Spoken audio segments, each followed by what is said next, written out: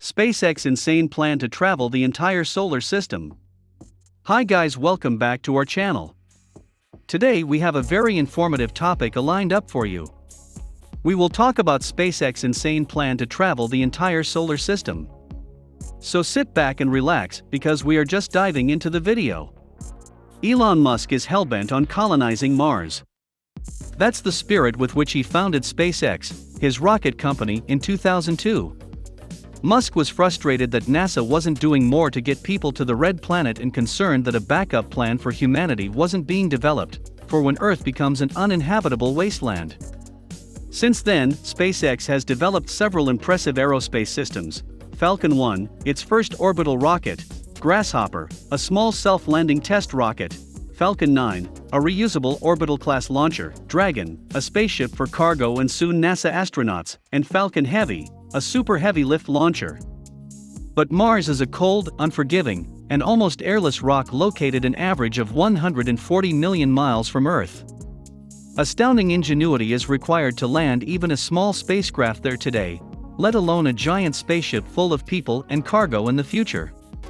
That's why SpaceX is taking the lessons the company has learned over the past 16 years, and its increasing amount of money and staff, and using them to build a space vehicle called the Big Falcon Rocket, or BFR. The fully reusable, 387-foot-tall system consists of two giant stages, a roughly 18-story-tall Big Falcon spaceship and a similarly huge Big Falcon booster. The booster will launch the spaceship on top, toward space, then land itself for reuse. Timelines are unreliable when it comes to human spaceflight, but Musk's ambitious estimates of when SpaceX might reach Mars reveal his zeal to accomplish that goal. Musk has said the BFR spaceship is the hardest part of the system to get right, so that's where SpaceX is focusing most of its energy. To that end, the company is building a BFR factory in the port of Los Angeles, about 15 miles south of SpaceX's headquarters. While that facility is constructed, engineers are working under a nearby 20,000 square foot tent to build a prototype spaceship out of advanced carbon fiber materials. SpaceX is also meeting with NASA and other parties to workshop its Mars mission plans, though it still has a lot of work to do to figure out how to keep passengers safe from radiation, starvation, and themselves. SpaceX needs a place to test launch its spaceship prototype, and the southern tip of Texas gives the company a few benefits. For one, SpaceX can, presumably cheaply, transport enormous rocket parts over water by barge from Los Angeles, through the Panama Canal, to Boca Chica. Otherwise, the parts would have to be flown or driven in a truck over land. Additionally, few people live in the area, which is a good thing for a company that's filling a gigantic, experimental spaceship full of explosive liquids and lighting them on fire. The rockets can also be launched over the Gulf of Mexico, posing even less of a risk to people or objects on the ground. The launch pad may even not be on land. It may actually be that we launch from a floating platform, Musk said in September. Finally, Boca Chica is one of the most southern municipalities in the US. Getting as close to the equator as possible helps rockets save fuel, since Earth's rotation adds significant speed to a launch. During the Satellite 2018 conference in March, Shotwell said the BFR should be orbital in 2020, implying that both a booster and a spaceship will be built, shipped to Texas, integrated, and launched by then. However, Musk said in September there had been no decision on a timeframe, adding that he wanted to pull off several uncrewed orbital test launches before putting any people on board. Musk has said his aspirational timeline has 2022 as the date for the launch of the first Big Falcon spaceship missions to Mars. Each ship would first fly into orbit around Earth, which would use up most of its fuel. Then several other tanker spaceships would launch to fill the vehicle with enough fuel to reach Mars. It's uncertain how many flights or how long this might take. Mars and Earth get close to each other about once every 2 years, creating windows of time when it's quicker to reach the planet. Because of that, the best months to launch would be the summer of 2022. Musk wants the first spaceships to be full of cargo and machines that future missions would require. That stuff would be needed for humans to build facilities that can generate power, gather water, bottle up the thin Martian air, and turn those raw resources into methane fuel and oxygen for return launches back to Earth.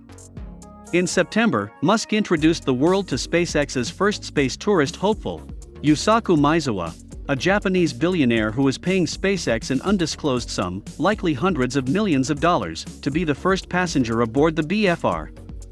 Maezawa purchased all the seats on the vehicle's spaceship and plans to pick 6 to 8 artists from a variety of disciplines to take the roughly week-long trip around the moon with him in 2023. That mission would be the ultimate proof that the BFR works. He's paying a lot of money that would help with the ship and its booster, Musk said in September. He's ultimately paying for the average citizen to travel to other planets. Assuming the first cargo, supply, and scouting missions go well, SpaceX would then send 1 or 2 crews toward Mars. We're still aiming for 2024, Musk said of such a mission during an interview on October 31 with journalist Kara Swisher for the podcast Recode Decode. Of the current mission plans, Roadster said each ship would carry at least 100 tons of supplies. By transporting far more supplies than any crew would need for a years-long Mars mission along with bulky gear, SpaceX might circumvent the need for advanced, and as yet non-existent, technologies that'd otherwise be required to stay on Mars. As with the first uncrewed missions to Mars, it could take perhaps 6 to 9 months for crewed ships to reach the Red Planet. These first spaceships would most likely serve as homes for astronauts, Roadster said in August. It wouldn't be the most comfortable setup, but it might reduce mission complexity by eliminating the need to immediately build Mars habitats. When someone asked Musk on Twitter how long it'd take to build the first permanent Martian base, something he referred to as Mars Base Alpha, Musk said, probably 2028. From that point on, Musk said in March, a colony could begin to form. This timeline has been speculative from the start, but at this point the milestones start bordering on fantasy. Many life support experts doubt that necessary technologies will be ready for people to land on Mars and survive there in the 2020s, let alone build a permanent city for colonization shortly thereafter. In every one of its job postings, SpaceX says it's pursuing the ultimate goal of enabling human life on Mars. To that end, its website hosts an image of a rusty red planet morphing into an Earth-like world. The illustration is a nod to a hypothetical and speculative process called terraforming. Terraforming is a type of climate change, but deliberate and more rapid than what's happening on Earth right now. The idea is that Mars could be transformed into a warm, wet world, one better suited for permanent human colonization if we could melt the planet's carbon dioxide-rich ice cap. That's at the end of the video. Hope you like this video, plus thank you for spending some time with us, and please let us know in the comments section below about the video. A gentle reminder: subscribe to our channel for more content just like this one, and also press the bell icon to get notified about our new uploads.